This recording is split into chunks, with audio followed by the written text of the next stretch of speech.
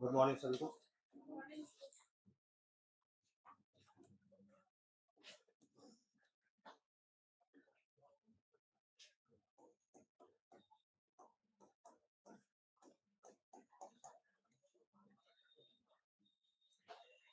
मेरा नाम रौनक हुआ, ठीक है। और बाकी तो आप लोग जान जाएंगे धीरे धीरे, ये जानते होंगे। चलिए हम लोग काम का बात करते हैं ना, पढ़ाई का। मेरे बारे में पता चल जाएगा आपको। ये सबसे पहले ये समझिए कि आज पहला क्लास है, तो पढ़ाई से ज़्यादा हम लोग समझेंगे क्या है। पढ़ना तो हम लोग को है ही लंबा, इसका इम्पोर्टेंस बहुत ज़्यादा है, ठीक है। और एक ऐसा सब्जेक्ट है जिसमें सबको लगता है कि हमको आता ही है और आता भी है, ऐसा नहीं कि नहीं आता है। लेकिन यहीं पे सबसे बड़ा चैलेंज है इसका, कि जब ये इजी है तो अगर आप इसमें क्वेश्चन गलत करेंगे तो आप बहुत पीछे चले जाएंगे, है ना। बाकी कोई अगर सब्जेक्ट हार्ड है तो उसको आप गलत भी थोड़ा बहुत 10% ऊपर नीचे भी हुआ तो चलेगा। पीटी में लगभग यहाँ से कितना सवाल है, 35 के आसपास, ठीक। और मेंस में सोचो, अगर आप ढंग से पढ़ते हैं तो थोड़ा बहुत आप उसका उपयोग एग्जाम्पल के तौर पर ऐसे में भी कर सकते हैं। क्योंकि पूरी प्रक्रिया में आप इतना ही जानिए कि पीटी आप निकाल लेते हैं तो कितने नंबर का एग्जाम है, 900 का। आप कुछ भी पढ़ लेते हैं लेकिन 300 नंबर का क्या है, एसे, ठीक है। तो एसे की तैयारी आपका शुरू से ही आपके माइंड में होना चाहिए। ऐसा नहीं हम बोल रहे कि आप पहले दिन लिख करके एकदम ये हो जाएगा, खलीफा बन जाइएगा, लेकिन आपके बैक ऑफ द माइंड ये चीज होना चाहिए कि अगर कुछ भी पढ़ लें, लेकिन अगर ये 300 में अच्छा परफॉर्म नहीं करेंगे तो बहुत बहुत मुश्किल हो जाता है जर्नी। तो इसको ध्यान में रखते हुए तो इसके लिए क्या जरूरी है, हम क्या कर सकते हैं। पहला दिन, तो पहला दिन हम चीजों को मेच्योरली लेना, क्योंकि तैयारी स्टूडेंट करता है लेकिन सिलेक्शन आदमी या औरत का, लड़की का होता है ना। स्टूडेंट का सिलेक्शन नहीं होता, क्योंकि पर्सनैलिटी टेस्ट है, ये है वो है, समझे। खैर, अभी जो हम लोग फोकस करेंगे वो किस पे करेंगे, पीटी पे करेंगे। तो बहुत बेचैन इसके लिए होने की जरूरत नहीं है, अभी सिर्फ इस पे फोकस करेंगे। इसमें भी हमारा काम क्या है, मॉडर्न पे फोकस करना है, ठीक है। दो तीन बातें पहले, हिस्ट्री कोई डायरी एंट्री नहीं, ठीक है। क्या आपको दुनिया में हर चीज का नाम पता होना चाहिए, हर बात का डेट पता होना चाहिए, ऐसा नहीं होता है। पता होना चाहिए, डेट से ज्यादा पता होना चाहिए सीक्वेंस, ठीक है। दूसरी बात, डेट जो भी पता होना चाहिए, क्योंकि हम खुद बीए किए, एमए किए, जेआरएफ निकाले, खुद एग्जाम क्वालिफाई किए, तो हमको पता है कि कौन सा डेट बताना है और कौन सा छोड़ देना। तो हर चीज का डेट तो हमको भी पता, क्योंकि डायरी एंट्री थोड़ी है कि रोज कोई बैठ करके वहां पे शुरू से डेट में लिखा है कि 12 तारीख को ये होता है, ऐसा कुछ। जो बहुत प्रमुख डेट्स होते हैं उनका जिक्र अलग अलग स्रोतों में, अलग अलग सोर्सेस में होता है, तो ये चीजों को ध्यान रखना। दूसरी बात, किताब कौन सा पढ़े। अगर किसी को कुछ भी पढ़ना है एनसीईआरटी पढ़िए, उससे ज्यादा दिमाग लगाने की आवश्यकता नहीं है। क्योंकि आपको जो पीटी में पूछता है वो फैक्चुअल लेवल पे ज्यादा पूछता है। आप कितना भी बहस कर लीजिए कि कंसेप्ट ये वो, लेकिन पूछता किस पे, वो फैक्चुअल लेवल पे पूछा कि बम कौन बनाया। तो इसमें आप कंसेप्ट जान के क्या कीजिएगा, बम बनाइएगा नहीं ना, आपको बताना है आदमी का नाम, एक बात। दूसरी बात, जहां कंसेप्ट कुछ चीजों में तो वो हम आपको डिलीवर कर देंगे, उसके लिए आपको कमी नहीं होगा, क्योंकि आप पहली बार पढ़ रहे होंगे। हम पिछले 4 साल में नहीं नहीं तो कम से कम 1000 बच्चा तो अलग अलग क्लासेस में हम 3-4 कोचिंग में पढ़ा है, तो हमको तो आइडिया है इस बात का। तो वो सेंस ऑफ क्या बोलते हैं, एंजाइटी नहीं लाना है, ये छूट गया वो छूट गया। आपको जो लग रहा है छूट गया, वो कहीं और जाकर के कंप्लीट हो जाएगा, क्योंकि आपके लिए पहला बार है, हमारे लिए जस्ट अनदर कोर्स है ना। तो ये चीज, अब हम लोग सबसे इंपॉर्टेंट बात, इस 35 में जो मॉडर्न आएगा वो कम से कम कितना आएगा, कम से कम, क्योंकि एंशिएंट मिडिवल कितना आता है, 3-4 दोनों से, समझे, 3-4, मतलब दोनों मिला के 5 से 7 क्वेश्चन आता है, मैक्सिमम आएगा तो 10 आएगा, 5-5। तो बहुत बेचैन होने की जरूरत नहीं है इन सब चीजों में। फोकस किस पे रखना है, मॉडर्न। ये नहीं कि एंशिएंट के लिए आर एस शर्मा की किताब खरीदने लगे और फिर वो रोमिला थापड़, उससे कुछ आपका होना, वो स्कॉलर्स, वो लोग जो किताब लिखता है वो आपके एग्जाम के लिए नहीं लिखता है, ठीक है ना। आपको पूछेगा बुद्ध संगति, आप जाकर के खोलिए, आपको कहीं उसमें आपको पता ही नहीं चलेगा वो कहाँ पे लिखा हुआ, उस किताब में लिखा हुआ है लेकिन आपको नहीं पकड़ाएगा, क्योंकि वो कोई बॉक्स वॉक्स बना के नहीं लिखता। मॉडर्न में आपको क्या पढ़ना है, आपको जो भी है एनसीईआरटी पढ़ना है। वो क्लास 8 या 9 में मॉडर्न है, हमको ध्यान नहीं है, और एक क्लास 12th में है ना, 11 12th 12th में, 11 में तो वर्ल्ड वाला, तो वो दोनों ही आपको पढ़ना है। उसमें कुछ फैक्ट वैक्ट मिले तो आपको देखना है। अभी आप घर जाइएगा तो आपको एक भैया मिलेंगे, जो भैया बहुत तेज होते हैं मोहल्ला में, है ना। उस भैया के पास कम से कम हर कोर्स पे कितना किताब होता है, 10-15 किताब उनके पास होता है। उनके पास पलासी टू पार्टीशन भी होता है, सुमित सरकार भी होता है ना। फिर बोलते हैं कि बिपिन चंद्रा पढ़े बिना तो कोई उपाय ही नहीं है। फिर आ जाता है तो ईसा बनर्जी दुबे भी आजकल चल रहा है। फिर आ जाएगा पूनम दलाल धैया भी है। तो ऐसे कम से कम 150 किताब धरती पर एग्जिस्ट करते हैं। सबका अपना उपयोगिता है, लेकिन आपके लिए उपयोगी नहीं है, क्योंकि आप एक बात याद रखिए, आप यहाँ हिस्ट्री में बीए एमए करने नहीं आए हैं। आप एक एग्जाम में 25 में से 23 क्वेश्चन सही करना है। तो अपने चीजों को क्या रखना है, अपने गोल्स को प्रॉपरली याद रखना है, समझे ना। ऐसे हवा में रैंडम, क्योंकि अभी होगा। अभी आप लोग कौन कौन फर्स्ट ईयर, कौन कौन पहला बार तैयारी, मतलब एकदम 73वीं ही देगा पहला बार, आप ही लोग सब सब मतलब मैक्सिमम लोग आप दिए पहले, कितना बार दिए हैं, एक बार। कोई विशेष तैयारी के साथ कि बस ग्रेजुएट हुआ और दे दिए, है ना। हाँ, मतलब ग्रेजुएट हुआ 2-3 महीना फॉर्म निकला डाल दिए, कोई आइडिया नहीं, मतलब पहले ही बार है, प्रैक्टिकली पहला। तो इस बात को समझिए, ठीक है। और आप जब क्वेश्चन देखोगे तो आपको, आप डिस्कशन सुन के तय किए कि वो हार्ड है कि इजी है, आपका अपना अनुभव उसमें नहीं है ना। तो अनुभव अपना बनाना, हम उसमें आपको क्या करेंगे, सहायता करेंगे। इस बात को समझना है, बहुत प्रेम से रहना है। यही जानिए कि एग्जाम बहुत आराम से ही निकलेगा, लेकिन तब निकलेगा जब आप कूल माइंड से रहिएगा। इसमें फेलियर, सक्सेस, ड्रॉबैक्स, ये वो सब कुछ इसका पार्ट एंड पार्सल है। आज हमारा रिजल्ट 10 दिन पहले निकल गया, तो क्या 11 दिन पहले हम परेशान नहीं थे? बिल्कुल थे, लेकिन हम चिंतित नहीं थे, ठीक है ना। हमको था कि नहीं भी होगा तो हम फिर मेहनत, तो एकदम तैयार रहिए इस बात के लिए। आप लंबे रेस में आए, अभी चाहिए कल ही चाहिए तो नहीं मिलेगा, नहीं मिलेगा, समझ गए। 2 साल लगा ना जी प्रक्रिया में, अरे कितना भी समय कम लगेगा तो 1.5 साल लगेगा। तो आपको पेशेंस रखना होगा, ठीक है। तो अब चलिए हम लोग सिलेबस की तरफ आते हैं। कौन कौन आप लोग में से हिस्ट्री में पढ़े हैं, अपने से प्रयास किए हैं? सब लोग प्रयास किए हैं लगभग लगभग, ठीक है। सिलेबस जो आपको मिला है आप देखिएगा, हम अपने अनुभव से आपको लमसम वही बातें रहेंगी, उसमें बस थोड़ा डिजाइन में बना दिए। मॉडर्न हम लोग को पढ़ना है। हिस्ट्री कभी भी ऐसा नहीं होता है कि आज देश शुरू हुआ था तो सब मिल करके बोले थे कि क्या शुरू हो गया, मॉडर्न शुरू हो गया। ऐसा कभी हुआ होगा कि सब आदमी एक दिन उठा सुबह और बोला कि आज से क्या शुरू हो गया? तो ये माना हुआ बात, ये क्या है, माना हुआ बात। इतिहासकारों ने पढ़ने के लिए इस चीजों को मान लिया। तो इसमें सबसे प्रमुख इतिहासकार एक हुए जिनका हम लोग पढ़ते हैं, जिनका माना हुआ चीजों को हम लोग पढ़ते हैं। और एक किताब है एनसीईआरटी क्लास 6, 7, 8 में कहीं पे जिक्र है इसका, जेएस मील, क्या नाम है उनका, जेएस मील। क्या नाम, ब्रिटिश हिस्ट्री ऑफ इंडिया। उनकी किताब का कहना, कई बार ये क्वेश्चन डायरेक्ट है कि who wrote the book British history of India, JS Mill, class 6, 7 में दिया होगा, ठीक। तो उन्होंने कहा मॉडर्न जो एक ये टर्म है, ये टर्म है, ये क्या कोई प्रॉपर टर्म है? क्या कोई ऐसा कोई बोल सकता है कि नहीं यही मॉडर्न का डेट है? अच्छा, जनरली आप क्या मानते हैं मॉडर्न का डेट?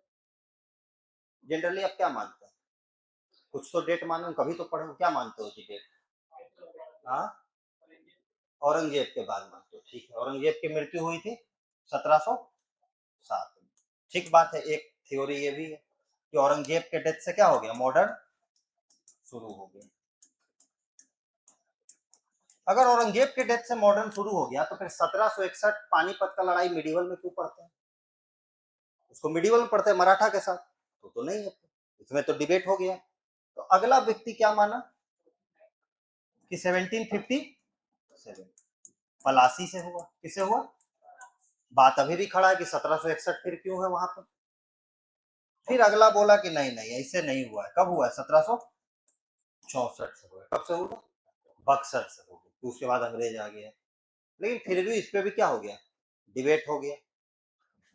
फिर हुआ कि भैया कब से हो गया, 1857 से, कि अंग्रेजों के बाद अब क्या होगा। अभी तो अंग्रेज आ गए थे, अब अंग्रेज, एक तो ईस्ट इंडिया कंपनी आई थी, अब अंग्रेजी शासन आ गया, रानी का हेड हो गया। तो मतलब आप एक बात समझ गए, इसका कोई डिफिनेशन नहीं है ही नहीं डिफिनेशन। मानने के लिए हम लोग औरंगजेब की मृत्यु को मान के पढ़ लेते हैं। अब हम इसमें जो बात कहना चाहते हैं, नेवर गो इन सच डिस्कशन। किताब में ये पूरा डिस्कशन हर बार हर थ्योरी का कि 1707 क्यों माना गया और क्यों नहीं माना गया। उस पर 5-5 10-10 पेज लिखा, वो आपके काम का बात है ही नहीं, उससे एमसीक्यू बनता ही नहीं। आपको एमसीक्यू बना, क्योंकि आपको ऑब्जेक्टिव आपको क्या होना चाहिए, 24 घंटा क्लियर होना चाहिए। आपको स्कॉलर बन के रूम में या मोहल्ला में या ब्लॉक में इंप्रेस करने की जरूरत नहीं है।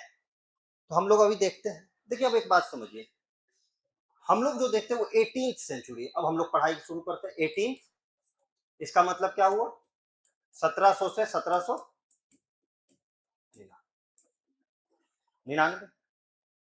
इसी समय मिडिवल का कुछ पार्ट, क्योंकि हम बताएं कि कोई ऐसा दिन नहीं था कि सब मॉडर्न मॉडर्न हल्ला करने लगा। मॉडर्न का मतलब हुआ कि जब फंडामेंटल चेंजेस सोसाइटी में आने लगे और उसको दिखने लगा। तो अब आप जानते हैं, आप सुने होंगे लेटर मुगल्स, क्या सुने होंगे, लेटर मुगल्स के बारे में सुने। तो वो इसी समय औरंगजेब के बाद जो भी राजा आए 1857 तक, वो क्या हुए, लेटर मुगल्स हो। लेटर मुगल्स के समय आपको पता है कि जो भारत था, भारत में पहले क्या था, अगर इसके पहले आए तो भारत अगर ऐसे है तो यहाँ पे किसका राज हुआ करता था, मुगल। मुगल में बड़े बड़े राजा थे, बाबर, हुमायूं, अकबर, जहांगीर, शाहजहां, और ये लोग बहुत मजबूत राजा थे। औरंगजेब काफी पावरफुल राजा थे।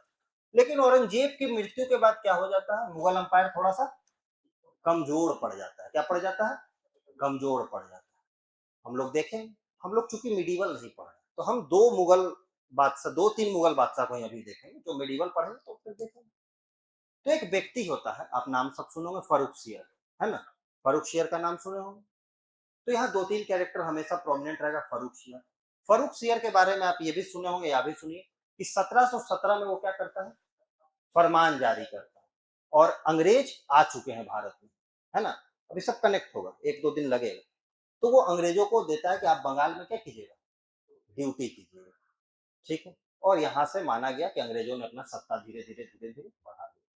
लेकिन क्या इन अंग्रेजों के पहले कोई यूरोपियन कंपनी आया हुआ, कौन आया हुआ, बहुत लोग आए, पुर्तगाली, डेन्स, डच।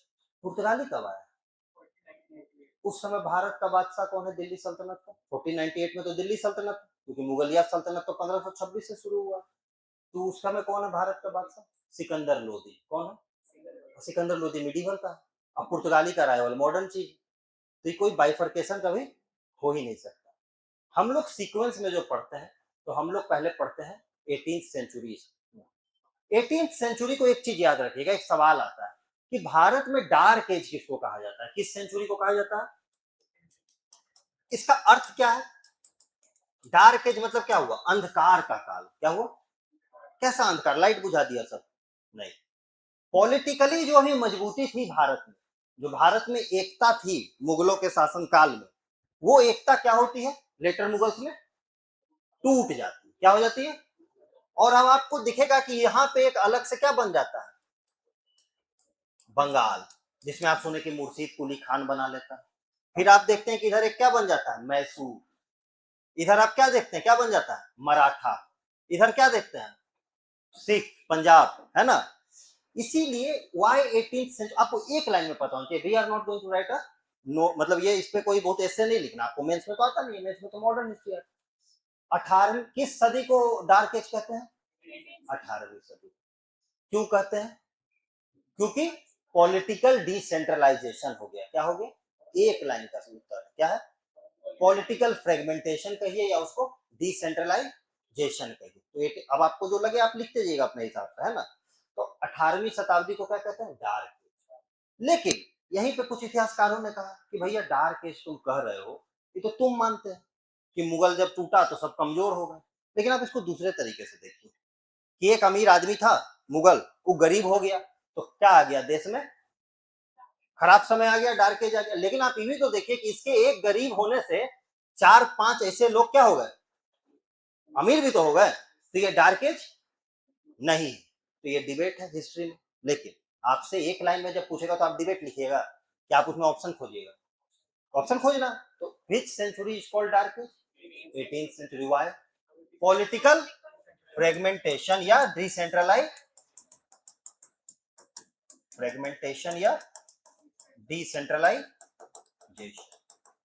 ठीक है। पॉलिटिकल फ्रेगमेंटेशन हो गया, या इसी को क्या कह सकते अलग भाषा में, राइज ऑफ रीजनल पावर्स, है ना, rise of regional powers, rise of regional. अभी हम लोग अराइवल ऑफ यूरोपियन नहीं पढ़ रहे हैं, 18th century, arrival of European तो ये आया है, तो इजी चीज। तो ये क्या हो गया, राइज ऑफ रीजनल हो रहा है ना, रीजनल पावर का राइज।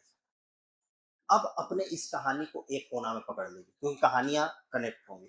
इतिहास आपके लिए सीधा सीधा बना नहीं है, 10 चीजें कोलाइड करें। तो एक कहानी आपने देखा कि देश में क्या हो चुका है, देश में क्या हो चुका है जी, एक तरफ रीजनल पावर्स का राइज हो चुका है ना। ये तो इंडिया का स्थिति है, मतलब ये क्या है, इंडिया इन 18th सेंचुरी, ये एक बात है। अब दुनिया में आते हैं, तो ये दोनों बातें। अब वर्ल्ड में देखते हैं क्या चल रहा है। वर्ल्ड में हम लोग 15th सेंचुरी में जाते हैं, कहा जाते हैं वर्ल्ड में, इंडिया का कोई उसमें मायने नहीं है, वर्ल्ड, इसको भूल जाइए, इसको दिमाग से डिलीट रखिए। वर्ल्ड में क्या चल रहा है, तो वर्ल्ड में एक लड़ाई चल रहा है इस्लाम और क्रिश्चियनिटी के बीच में। किसके किसके बीच में, इस्लाम और क्रिश्चियनिटी के बीच में। उसी को वर्ल्ड में क्या कहा गया, क्रूसेड, नाम सुने होंगे आप लोग, क्या कहते हैं इसको, क्रूसेड। किसके किसके बीच चल रहा है, इस्लाम वर्सेस क्रिश्चियनिटी, धर्म युद्ध है। इस धर्म युद्ध में कुछ ऐसा होता है कि एक डेट आता है, कौन सा डेट आता है, 1400 क्या आता है जी, सुनो कुछ ऐसा बचपन में पढ़े हो, fall of Constantinople, Hindi medium में उसको क्या कहते हैं, कस्तुनतुनिया का पतन। फॉल ऑफ कॉन्स्टेंटिनोपल कहाँ है, टर्की में, कहाँ है, सेंट्रल एशिया। अगर आप आज भी देखिएगा तो टर्की क्या है, ट्रांस कॉन्टिनेंटल देश, मतलब उसका कुछ पार्ट एशिया में भी है और कुछ पार्ट, और इसीलिए जो पार्ट यूरोप में है वो तो काफी रिच है, और जो पार्ट एशिया में है वो काफी कंपैरेटिवली गरीब है। इसलिए टर्की को क्या कहा जाता है जीके में, सिक मैन ऑफ यूरोप, क्या कहा जाता है, यूरोप में है लेकिन जो एशिया में पार्ट है वो क्या है, कंपैरेटिवली गरीब है, तो उसको कहा जाता है यूरोप का बीमार आदमी। ये एक आप सुने होंगे या अब आप सुनिएगा। तो 1453, इसको एकदम एकदम इसको छोड़ दीजिए, हम दोनों को कनेक्ट कर देंगे। 1453 में क्या हो जाता है, फॉल ऑफ कॉन्स्टेंटिनोपल।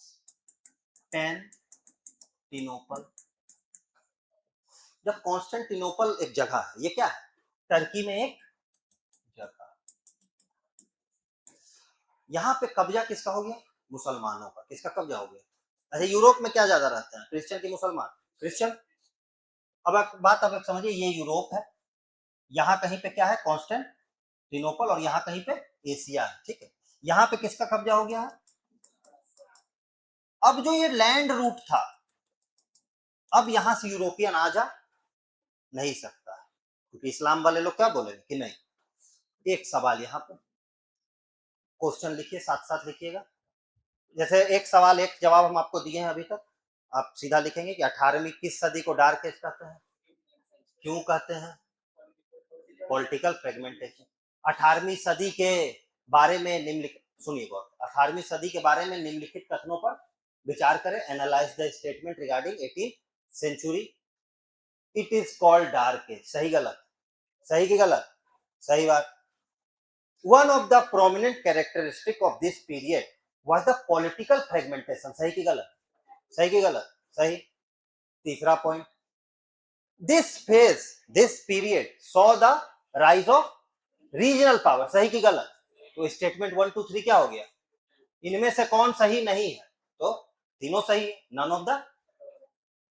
यही तो स्टेटमेंट का क्वेश्चन है, बदल गया बात, ये कंसेप्चुअल क्वेश्चन है ना, इसमें कोई बहुत कोई ऐसा इसमें नोट्स लिखना और 8 महीना तक हिस्ट्री पढ़ने की जरूरत, अगर आप सुनिएगा तो आपको समझ में आएगा, है ना, समझ गए, समझ गए। 18th सेंचुरी यही है आपके लिए, 18th सेंचुरी इतना ही और कुछ नहीं है।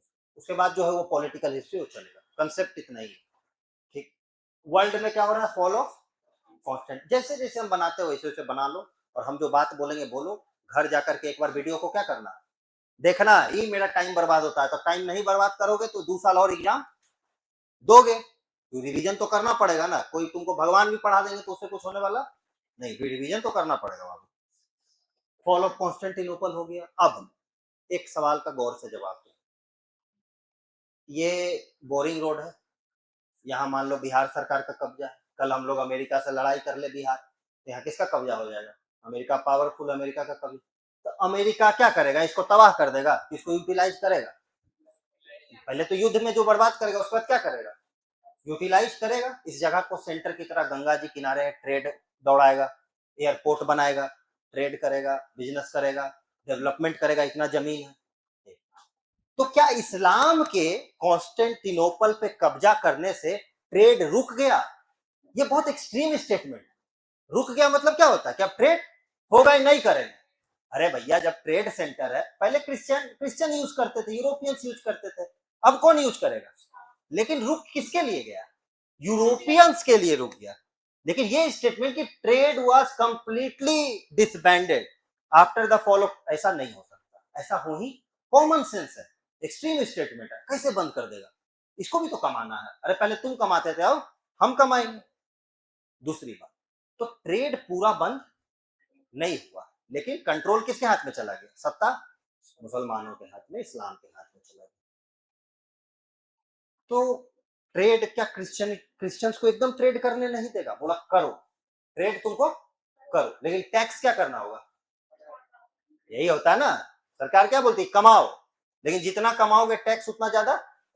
तुम इतना कमाओगे तो 10%, इतना कमाओगे तो इतना, और इससे ज्यादा कमाओगे तो 30%। है ना? अंबानी कितना देता है? 30% टैक्स। 100 रुपया कमाता है तो 30 रुपया सरकार को भरता है, सीधा सीधा इनकम टैक्स, बाकी जीएसटी वीएसटी अलग। ठीक है, तो क्या फॉल ऑफ, तो अब आप बताइए क्वेश्चन हमको, अब हमको बताइए, कोई ज्ञान का जरूरत नहीं है। क्या कॉन्स्टेंटिनोपल का फॉल होने से ट्रेड पूरी तरह से बंद हो गया? स्टेटमेंट वन गलत की सही? गलत। क्या यूरोपियंस को ट्रेड की अनुमति थी हाई टैक्सेस के साथ? बिल्कुल, टैक्स दीजिए। कमाएगा, कमाएगा कैसे? टैक्स नहीं तो कमाएगा। लेकिन कोई टैक्स देना चाहेगा? अब यूरोप है ये, अब मैप तो हम नहीं बना सकते, ये क्या है? यूरोप है। ये यहाँ पे कौन सा जगह है? कॉन्स्टेंटिनोपल। ये मान लीजिए यहाँ पे क्या है?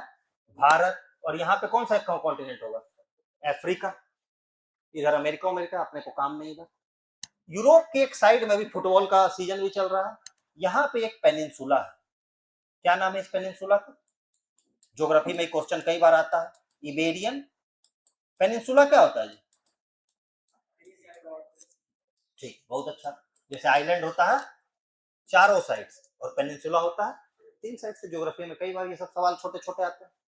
कौन सी पेनिनसुला है? Iberian peninsula. इस ज्योग्राफिकल टर्म है आज भी। और इस इबेरियन पेनिनसुला में 2 देश है। कितने देश है?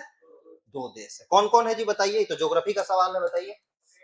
हाँ, बहुत बढ़िया। कौन है? स्पेन और पुर्तगाल।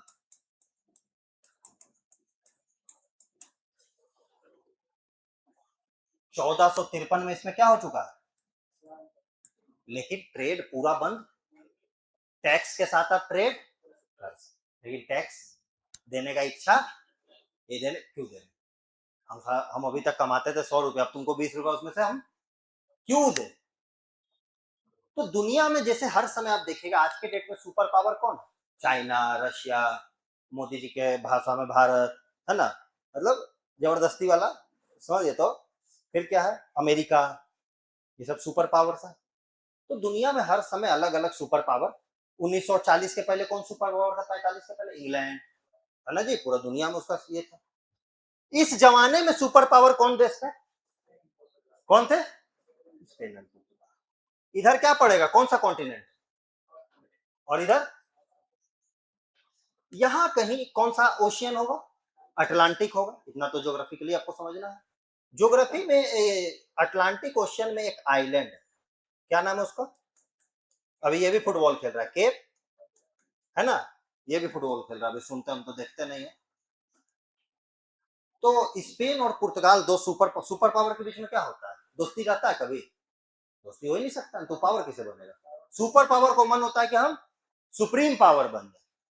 तो यूरोप और पुर्तगाल और स्पेन के बीच में क्या चलता था? संघर्ष चलता था। इधर तो ये लोग को संघर्ष करने का हिम्मत रहा नहीं। तो इन्होंने कहा कि भैया, अब हम पूरी दुनिया पे क्या करेंगे? सी रूट से हम सब नोट्स लिखवा देंगे। सी रूट से क्या करेंगे? कब्जा करेंगे।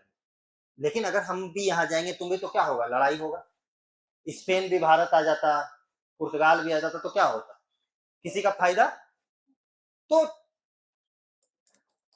एक केप वर्डे से एक क्या खींचा गया, इमेजिनरी, इमेजिनरी कोई ऐसा लाइन जैसे ट्रॉपिक ऑफ कैंसर कहीं है क्या धरती पे, लेकिन इमेजिनरी लाइन। तो किस आइलैंड से इमेजिनरी लाइन खींचा गया? क्या आपको लिखने की जरूरत है? आपको नहीं दिख रहा है केप वर्डे लिखा हुआ? जो बोर्ड पे बन रहा है उसको चुपचाप बनाइए और सुनते रहिए। केप वर्डे से क्या खींचा गया, कब खींचा गया? 1400, दिख रहा है ये कब्जा हो गया। 40 साल में ये लोग दिमाग लगाया और ये, और कहा गया कि इधर कौन जाएगा, इसलिए भारत में कभी स्पेनिश आया, कभी स्पेन, स्पेनिश कभी, और पुर्तगाली कहां चला गया, पुर्तगाल कहां चला गया, इधर से नहीं आया था, इधर से आया था, है ना, केप ऑफ गुड होप होते हुए यहाँ कौन आ गया। और अब तुम देखो 1494 में ये तय हुआ है और 1498 में हमारा वास्को भाई, ठीक है। आप लिखना है तो एक दो लाइन में लिख लो। इन 1453, जल्दी जल्दी लिखेंगे। इन 1453 after the fall of Constantinople, bracket में जिसको नहीं पता लिखेंगे टर्की एशिया माइनर, क्या लिखेंगे, फॉल ऑफ कॉन्स्टेंटिनोपल, ब्रैकेट में लिखेंगे Asia minor, Asia minor Turkey को ही कहता है, ठीक है, टर्की एशिया माइनर, ठीक है। इन 1453 after the fall of Constantinople trade route was disrupted, हम ये नहीं बोल रहे कि डिसबैंडेड, क्या बोल रहा है, डिसरप्टेड, प्रॉब्लम किया गया, trade route was disrupted for Europeans, for Europeans, trade बंद हुआ क्या, नहीं हुआ, ये ध्यान रखना, हर चीज कॉपी में लिखा हुआ नहीं रहेगा, दिमाग भी है आदमी के पास। Trade route was disrupted for Europeans, hence they decided to explore the sea route, hence they decided to, hence they copy, copy घर में जाके लिखेगा, कॉपी ले लीजिए, अच्छा ठीक है, अच्छा हाँ, कॉपी में लिखना, ठीक है, हाँ बाबू ऐसा कॉपी में नहीं लिखिए, अच्छा घर, क्योंकि उसमें लिखिएगा राइटिंग ठीक होगा, उसी में लिखना आपको, है ना, तो क्या है, क्या बोले, explore the sea routes, hence they decided to explore the sea routes। अगला point, next point, in 1494, in 1494 an imaginary line was drawn, an imaginary line was drawn, an imaginary line was drawn passing through the Cape Verde Island in Atlantic, passing through the Cape Verde, Cape Verde, ठीक है, Cape Verde Island in, आपको कभी geography में आ सकता है कि Cape Verde island किस, बहुत इजी है, Cape Verde island in Atlantic, है ना। चलिए third point, through the treaty of, through the, अच्छा ये लाइन खींचा तो ट्रीटी उसको नाम दे, हर चीज का होता है संधि का नाम होता है, थ्रू द ट्रीटी ऑफ, जो हम लिख रहे हैं यहाँ लिखे, थ्रू द ट्रीटी ऑफ टॉर्डे, कोई ट्रीटी का क्या नाम है, संधि का, जैसे ट्रीटी ऑफ इलाहाबाद होता है वैसे ट्रीटी का क्या नाम, टॉर्डेसिलस, थ्रू द ट्रीटी ऑफ, तो कब हुआ टॉर्डेसिलस की ट्रीटी, 1494, यही है जो लाइन खींचा गया उसी ट्रीटी कहा गया, थ्रू द ट्रीटी ऑफ टॉर्डेसिलस, जिसको नहीं ध्यान रहे तो ब्रैकेट में लिख लेंगे 1494, it was decided, it was decided, it was decided that Spain will, that Spain will occupy, Spain will occupy, क्या बोलते हैं, वेस्ट बोलेंगे ना इसको, west, west side of the line and Portugal on the eastern side, Cape Verde से Spain will occupy the western side whereas Portugal will occupy western side, समझ गए ना, लिखना बहुत इंपॉर्टेंट, तुम लिखे बहुत अच्छी बात, घर जाके पढ़ोगे और अच्छी बात, लेकिन याद रहना चाहिए कोई इतना क्लियरली बताए, तो लिखवाना बहुत ईजी है, क्या जाता है, 4 लाइन अंग्रेजी है बोलना है ना, उसमें क्या कौन सा बड़ा बात है, ठीक है, तो ये ट्रीटी याद रखेंगे, अभी तक ये सब पूछा नहीं गया, लेकिन आपको कोई स्टेटमेंट आ जाएगा, दिमाग खोलने के लिए या ऐसे में कभी कुछ उपयोगी, तो देखो कहाँ क्या उपयोग हो जाएगा इसका गारंटी है नहीं, है ना। तुम अभी एग्जाम जब दोगे ना तो तुमको ऐसा पता चलेगा कुछ चीजें तुम कभी जीवन में कभी पढ़े तो, और वैसा तुमसे उससे 10 सवाल उससे मोर और लेस आसपास से बन गए। खैर तो ये हो गया। तो अब अपने लिए क्या स्पेन का कोई महत्व है क्या? स्पेन गया, स्पेन गया, अपने को अपना महत्व किससे पड़ा? यही से हम लोग का मॉडर्न हिस्ट्री क्या हो जाता है। अब भैया इंडिया क्या है, कौन सा समय चल रहा है अभी? अभी 18th सेंचुरी नहीं आई तो हम बता दिए कि देश टूट चुका है। अभी 15th सेंचुरी से हम लोग आगे बढ़ रहे हैं। अब दुनिया में क्या चल रहा है, इंडिया का बात करेंगे। यहाँ पे कौन सा कॉन्टिनेंट होगा? अफ्रीका। यहाँ पे कौन सा एक देश के बारे में हम लोग को देखना है?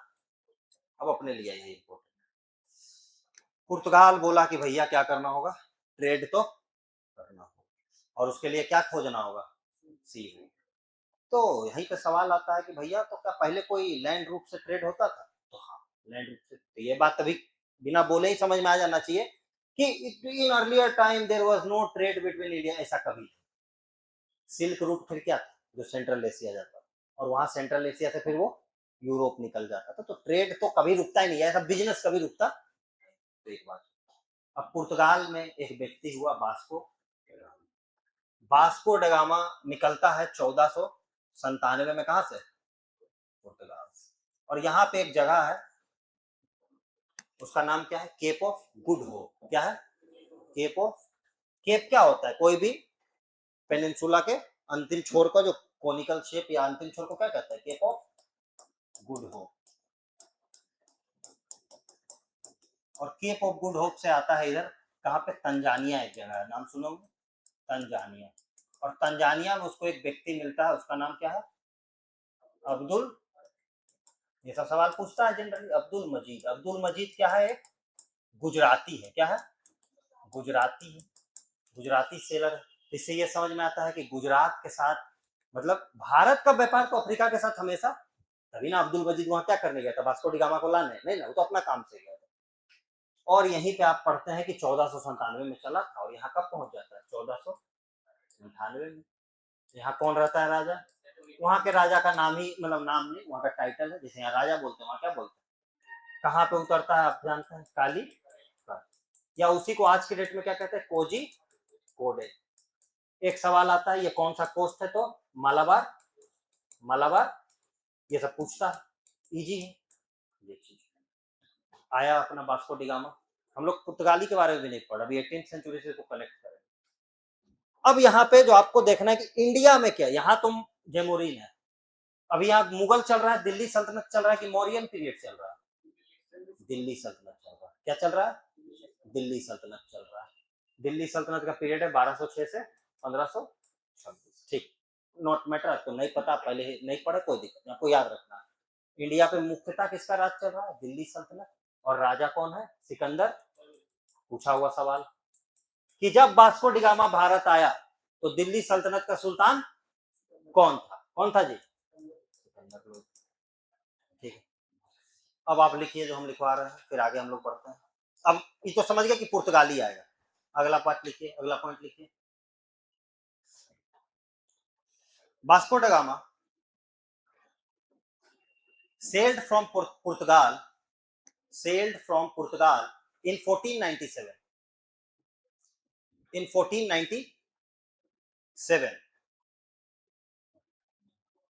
and reached India through Cape of Good Hope. Through Cape of Good Hope.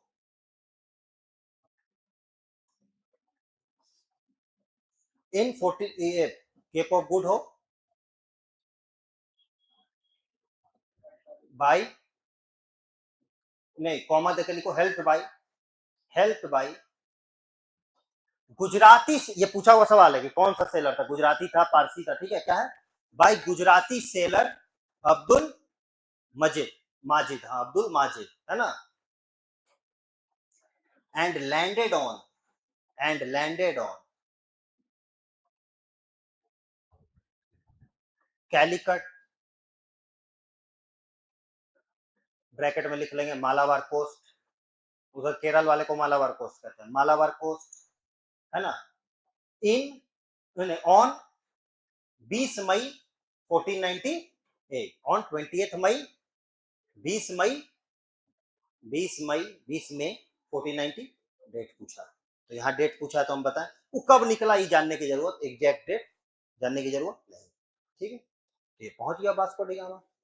Vasco D gamma जब यहाँ पहुंचा तो देखा कि यहाँ तो पैसा ही पैसा। आप सुने भी है कि 60 गुना 60 टाइम्स ज्यादा प्रॉफिट कमा करके गए।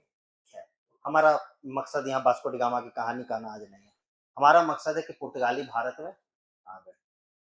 पुर्तगालियों ने यहाँ पे जम करके, वास्को डी गामा कहानी अगले क्लास में, पुर्तगालियों ने यहाँ पे जम करके पैसा कमाया, अंधाधुन पैसा कमाया, कब्जा किया गोवा पे, ये किया वो किया, सब कुछ किया। और समझो इस बात को, अब कुछ लिखने की जरूरत नहीं। पुर्तगाली आए कब थे? 1498 में। और अगला जो कंपनी आया है भारत में मुख्यतः, वो कौन सा आया है? वो कब आया है? 15, बहुत आगे आया है, समझ रहे हो, बहुत आगे आया। कब आया? 1594 पढ़ाएंगे तो देखेंगे। एक आया था व्यक्ति, उसके बारे में जब डच कंपनी पढ़ाएंगे तो वो तब आया था। और कंपनी कब बन गया था? 1600। कितना गैप है? तुम ऐसे पढ़ते हो कि पुर्तगाली के बाद डच आया, लेकिन आ गया। कितना गैप है? 100 साल का गैप। तो तुम समझो कि 100 साल तक कितना क्या किया हुआ एक छत्र। इसको महसूस करो। तुम जब पढ़ते हो तो तुम पढ़ते हो कि पुर्तगाली आया डच, तो लगता है कि पुर्तगाली आया डच आया, लेकिन एक दिन में तो 100 साल, समझ रहे हो कितना होता है? 100 साल, पूरा जनरेशन का जनरेशन चेंज। तो 100 साल तक किसका मोनोपोली चलता है? फिर थोड़ा सा जल्दी जल्दी में क्या हो गया? कौन आ गया? East India. हम अंग्रेज को बारे में ईस्ट इंडिया कंपनी ही बोले, तो हम लोग वही बोलते। 1600 में बन जाता है। फिर आ जाता है थोड़ा सा डेनिश, डेनमार्क वाले, डेन्स, है ना। ये कब आता है? 1600। फिर आता है आपका, कब आता है? 1664 में बनता है। 1668 में देखेंगे, 1668 में भारत आ जाता है, 4 साल में आ जाता है। कंपनी 64 में बन जाती है। कहने का अर्थ है कि पुर्तगालियों ने 100 साल तक भारत पे क्या किया? एक छत्र यूरोपियन पावर की तरह अपना शासन प्रशासन किया, है ना, अपना ट्रेड वेट किया। लेकिन यहीं पे संघर्ष, अब जब तक ये लोग आ रहे हैं तो भी मुगल सल्तनत क्या है? मजबूत है। किसका काल है ये? 1602 किसका काल है? हाँ, अकबर। फिर 1605 तक अकबर, जहांगीर, औरंगजेब। मतलब क्या कमजोर है क्या भारत? भारत कमजोर? पॉलिटिकल फ्रेगमेंटेशन हुआ है? डार्क एज हुआ है? नहीं अभी तक सर, ऐसा नहीं हुआ। अभी तो भारत मजबूत ही, लोग आता है, ट्रेड करता है और अपना रास्ता पकड़ता है। चूंकि ये कंपनियां, ये 100 साल से ऊपर आ गया। ये भी समझो कि 1707 को अगर हम डेट मान ले तो ये लोग भी लगभग लगभग क्या है, 100 साल से ऊपर रह गए। ये तो 200 साल हो गया। इसका तो उतना नहीं, ये भी क्या है, लगभग 50 साल हो गया, 40-50 साल हो गया। और इसका 40-50 मत गिनो, ये देखो कि इसको पता है कि यूरोपियन पावर यहाँ पे पिछले 100 और 200 साल से कोई ना कोई मौजूद है। अब जब छोटे छोटे सेंटर टूटते हैं तो ये कंपनियां उनको क्या करती है? अपने हक के लिए, ये काम करो, बंगाल, तुम मान लो बंगाल तोड़ लिए, तो हम अंग्रेज हैं, हम आए कि एक काम कीजिए सर, आपको पैसा का तो जरूरत होगा ही, आप एक काम कीजिए, हमको अपने यहाँ ट्रेड करने, हम आपको एकदम गजब, मतलब आपको सोना से क्या करेंगे, तौल देंगे। तो तुम सोचोगे हम नया नया राजा बने हैं, क्या किया जाए, इसको रख लिया जाए, काम का आदमी लग रहा है। यही होना शुरू हुआ लेमैन भाषा में। कैसे हुआ नहीं हुआ तो पूरा पढ़ेंगे हम लोग अभी, महीना 1.5 महीने। ये हुआ। अब होता क्या है, अब इस बात को तुम समझ गए। अब होता क्या है कि मतलब अब देखो, अगर 18th सेंचुरी, तो दो चीजें एकदम दिख रहा है कि भारत में क्या हो चुका है, पॉलिटिकल फ्रेगमेंटेशन। और यूरोप के तरफ से अगर देखो तो क्या हो चुका है, कंपनीज यहां पे क्या हो चुकी है, 200, 150। अब पिक्चर क्लियर हो गई। अब एक कमजोर सत्ता और एक मजबूत कंपनी। अभी संघर्ष किसके बीच में? कमजोर सत्ता और, अब कंपनी के लिए, अब कंपनी कौन कौन है? पुर्तगाल भी है, डच भी है, इंग्लिश भी है। डेंस का उतना नहीं है, डेंस नहीं रहे उन सब चीजों में। फ्रेंच भी है, डेंस मिशनरी है, पढ़ाएंगे हम। ये कंपनियां हैं, इनको क्या चाहिए? ज्यादा से ज्यादा कब्जा, ज्यादा से ज्यादा कब्जा। कब्जा करना आसान इसलिए है क्योंकि पहले लड़ना पड़ता था एक बड़े पावर से, अब किससे लड़ना पड़ता है? एक बार बंगाल से। तब आप पढ़ते हैं कि पलासी हुआ, बक्सर हुआ। फिर लड़ना किससे पड़ता है? मराठा से। तब आप पढ़ते हैं कि फर्स्ट सेकंड थर्ड हो गया। फिर आप पढ़ते हैं किससे लड़ना पड़ा? मैसूर से। फिर आप पढ़ते हैं 1 2 3 4 हो गया। समझ गए? लेकिन ये 1 2 3 4 1 2 ये सब कौन लड़ रहा? अंग्रेज। पुर्तगाली लड़ रहा है क्या? डच लड़ रहा है क्या? फ्रेंच लड़ रहा है। तो भारत में 18th सेंचुरी में 3 घटनाएं मोस्ट इंपोर्टेंट है। 18th सेंचुरी पे पूरा कुछ भी उसका पूरा किताब लिखा जा सकता है। 3-4 घटनाएं क्या है, बहुत इंपॉर्टेंट है। सबसे पहले भारत क्या हो गया है? कमजोर हो गया है। क्या हो गया है? कमजोर हो गया। किससे? राजनीतिक तौर, है ना? ऐसा तो खाना नहीं मिल रहा। राजनीतिक तौर पे डिसेंट्रलाइज्ड हो गया, फ्रेगमेंटेड हो गया। लेकिन ये सारी कमजोरी नहीं है। रीजनल पावर का क्या हो गया? रीजनल पावर क्या होगा? स्ट्रांग हो गया। और ये कमजोर कौन हुआ? सेंट्रल अथॉरिटी, है ना? तो स्टेटमेंट्स बनाते जाओ। In 18th century central administration was weak. सही बात। In 18th century we saw the rise in regional power. सही बात। सही बात। चलिए, ये दो बातें भारत के अंदर समझो। भारत का डायनेमिक्स ये है। वर्ल्ड में क्या है, मतलब भारत वर्ल्ड के लोगों के लिए क्या है? वर्ल्ड के लोगों के लिए क्या है? कमजोर सेंटर और राइज ऑफ रीजनल पावर। लेकिन कंपटीशन तो हर जगह है। क्या नौकरी के बाद कंपटीशन नहीं? प्रमोशन का कंपटीशन है ना? चमचागिरी में कंपटीशन, हर जगह कंपटीशन। तो अब ये इंडिया का तो चल रहा है, इधर बचे पुर्तगाली, डच, इंग्लिश। और ये तो हम लोग जानते हैं बाय डिफॉल्ट कि जीतना किसको है इसमें? इंग्लिश। तभी तो हमारे यार इसमें तो कोई साइंस नहीं है, ये तो हम लोग जान रहे हैं। तो दो संघर्ष चलेगा बाबू। वही पूरा इतिहास है तुम्हारा 18 लगभग 1857 तक में। यही पूरा इतिहास है। समझो, सिलेबस समझा रहे तुमको, हम पढ़ा भी नहीं रहे अभी तक। अब एक स्ट्रगल चलता है विद इन द यूरोपियंस। क्या चलता है? देयर आर टू, मतलब दो तरह का स्ट्रगल चल रहा है। तुम पॉलिटिकल सिचुएशन समझ गए हो भारत का। अब दो स्ट्रगल चल रहा है। एक चल रहा है विद इन यूरोपियन कंपनीज। इसमें हमको ये बाय डिफॉल्ट पता है कि अंग्रेज जीते हैं, तभी तो वो राज किए, ये तो कोई बताने की जरूरत नहीं। तो इधर है एक तरफ अंग्रेज को हम क्या लिखेंगे बार बार? East India. सब ईस्ट इंडिया कंपनी है, लेकिन इसको हम लोग बोलचाल में बोलते। तो ये पहले किसको हराएगा, मतलब एक एक करके किसको हराना है इसको? फिर ये मुख्य तीन। अब एक एक करके ये क्या करता है, तो आप वही इतिहास में पढ़ते हैं कि बैटल ऑफ स्वाली 1612 में किसको कैंसिल कर दिया? पुर्तगाल। यहाँ पर रखते हैं चीजों को, वो स्ट्रगल है उसका। फिर आप पढ़ते हैं डच के साथ, तो बैटल ऑफ बेदारा 1759 पढ़ेंगे हम लोग। फिर आप पढ़ते हैं फ्रेंच के साथ, तो एंग्लो कार्नेटिक वॉर चलता है 3-3। और उसके बाद बैटल ऑफ वॉन्डी वॉश, है ना? Battle of Wandi. और जब ये तीनों हो जाता है, स्वाली हो गया, इसके साथ बेदारा हो गया, ये होता है 1612 में, ये होता है 1759 में। और इसके साथ क्या होता है? पहले एंग्लो कार्नेटिक होता है 1748 से लेकर के चलते रहता है, 2-3 होते रहता है, ट्रीटी के तहत वो 64 तक जाता है। और ये क्या होता है? वॉन्डी।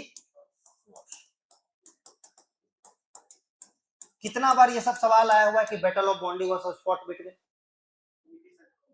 आया हुआ सवाल है। Battle of Solly was fought between, ये तो हम लोग नहीं पढ़ रहे, तो हम लोग पढ़ेंगे कि उसमें कौन था, क्या था, वो अलग। तो अब क्या दिखा कि ईस्ट इंडिया कंपनी ने सारे अन्य यूरोपियन पावर पे कब्जा। कब तक? 1700, वो बस ट्रीटी हुआ था 64 में, ठीक है ना? ये लड़ाई 1760 में। 1760 के बाद अंग्रेजों को कोई यूरोपियन पावर चैलेंज, समझे इस बात? क्योंकि एक उसको लड़ाई किससे लड़ना था? यूरोपियंस। अब हमको दिख रहा है कि अंग्रेज क्या हो चुके हैं? सुप्रीम पावर, मतलब यूरोपियन कम्युनिटी में क्या हो चुके हैं? अब यहाँ पे किसका सत्ता है? सिर्फ इंडिया में, यूरोपियंस के बीच में। इंडिया में नहीं अभी हुआ, इंडिया में तो होगा, यूरोपियंस के बीच में। अब हम देखते हैं कि इसी काल में, चूंकि एक एक करके तो चीजें चलती नहीं, तो हम देखते हैं कि क्या देखते हैं। देखिए इस मैप को, देखिए आप कि यहाँ पे क्या है। तो यहाँ पे होता है पलासी। और क्या बंगाल को उसके बाद जीत लिया जाता है? इसको तो जीत चुका है ना, 57 और 64 में इसको क्या करता है, बंगाल पे कब्जा, डन। मुगल तो है ही नहीं, वो तो कमजोर है 18वीं शताब्दी में। फिर अपना देखते हैं मराठा। लास्ट कब होता है, 1818 में। ये होता है आपका 75 से 82, ठीक है। और ये होता है आपका 1803 से, क्या 1818 आते आते मराठा पूरा क्षेत्र जीत लिया, जीत लिया। इधर कौन है, यहाँ 4 हो जाता है। कब कब हो जाता है, 1767 से 69। फिर कब हो जाता है, 1780 से 84। फिर कब होता है, 1792। और फिर 1799, 90 से 92। अब तुम देखो क्या समझो। और फिर सिख का होता है, ये होता है, वो होता है। कहने का अर्थ क्या है कि सबसे पहले दुनिया में, अब हम एक लाइन में इसको हम पूरा सेंट्रलाइज करते हैं इसको। सबसे पहले ये हुआ, हम लोग इंडिया हिस्ट्री पढ़े कि 18वीं शताब्दी में भारत में बड़ा पॉलिटिकल, औरंगजेब इतना मजबूत शासक था, उसके जाने के बाद सत्ता को संभालने वाला कोई था नहीं। तो कहा गया कि भैया डार्केज आ गया, पॉलिटिकल फ्रेगमेंटेशन हो गया। लेकिन कुछ लोगों ने कहा कि नहीं नहीं, साथ में तो रीजनल स्टेट का राइज भी हुआ। ये हुआ दुनिया में इसी वक्त क्या चल रहा था, उससे 200-300 साल पहले, कि मुसलमानों ने क्या कर लिया था, कॉन्स्टेंटिनोपल पे कब्जा कर लिया था। और ट्रेड के लिए बोलते थे कि बहुत ज्यादा टैक्स देना पड़ेगा। देने के लिए लोग तैयार नहीं थे। उस समय के सुपर पावर थे पुर्तगाल और स्पेन। उन्होंने तय किया 1494 में ट्रिटी ऑफ टोर्डेसिलस से कि हम लोग क्या करेंगे, सी रूट खोजेंगे। और तय किया गया कि हम लोग, स्पेन उधर जाएगा और पुर्तगाली इधर आएगा। उसमें एक व्यक्ति वास्को डी गामा आया, उसका कहानी हम लोग पढ़ेंगे अराइवल ऑफ यूरोपियन वाले चैप्टर में। वो आ गया 1498 में। धीरे धीरे डच आ गए, 100 साल में फिर अंग्रेज आ गए, फिर 50-60 साल बाद फ्रेंच आ गए, चलते रहा। लेकिन अब इनके बीच में कंपटीशन शुरू हुआ, सोर्स रिसोर्स लिमिटेड है, प्रॉफिट सबको ज्यादा से ज्यादा चाहिए। तो अंग्रेजों ने एक एक करके सबको, कोशिश तो सब किया होगा हराने का एक दूसरे को, लेकिन अंग्रेजों ने सबको हरा दिया और अंग्रेज सुप्रीम पावर बन गए with in the European companies. अब अंग्रेजों को क्या चाहिए, उसको इंडिया में स्टेब्लिश होना। अगर इंडिया में यूनिटी होता तो किसी एक से लड़ता तो सब जाकर के लड़ता। तो क्या अंग्रेजों के जीतने का कारण, क्वेश्चन आता है कि अंग्रेजों के जीतने का निम्नलिखित में से क्या कारण है। अंग्रेज जीते तय है, हम लोग बैटल बैटल देखेंगे, लेकिन अंग्रेज ही क्यों जीते, एमसीक्यू में कैसे सवाल आएगा। What were the reason behind the victory of East India Company. सबसे पहली बात, अगर कोई लड़ाई में जीत रहा है तो ताकत उसके पास, ताकत ज्यादा होगी। भाई हम ग्रेट खली से लड़ेंगे तो क्या होगा, पीटेगा, क्यों पीट रहा है, क्योंकि ताकत ज्यादा, पहली बात। ठीक है, और बहुत कुछ होगा लेकिन ताकत तो ज्यादा होगी। तो अभी हम तो यूरोपियन अराइवल नहीं पढ़ा, आप सीधा जानिए कि अंग्रेज ही क्यों जीता। ये तो हम लोग पूरा हिस्ट्री ही जब अंग्रेज के खिलाफ पढ़ेंगे, अंग्रेज ही क्यों, पुर्तगाली क्यों नहीं। तो लिखना है, एक क्वेश्चन लिखिए, मतलब ऐसे ही सीधा एक लाइन में क्वेश्चन मार्क दे करके, why English East India Company, English East India Company EIC लिख रहे हैं, डोमिनेटेड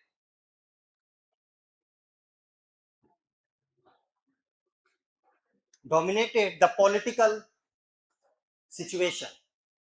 बात समझ गए आप, उतना कंप्लीट पॉलिटिकल सिचुएशन। तो एक सवाल आता है, अच्छा क्वेश्चन होगा ये। पहली बात, एक एक करके जो हम लिख रहे हैं वो लिखते जाएंगे। सुपीरियर नेवल पावर क्या है, सुपीरियर नेवल पावर। हम लोग अभी बहुत लंबा पढ़ने वाला है, ठीक है, तो सब कुछ क्लियर हो जाएगा, फैक्ट भी आपको सब आ जाएगा।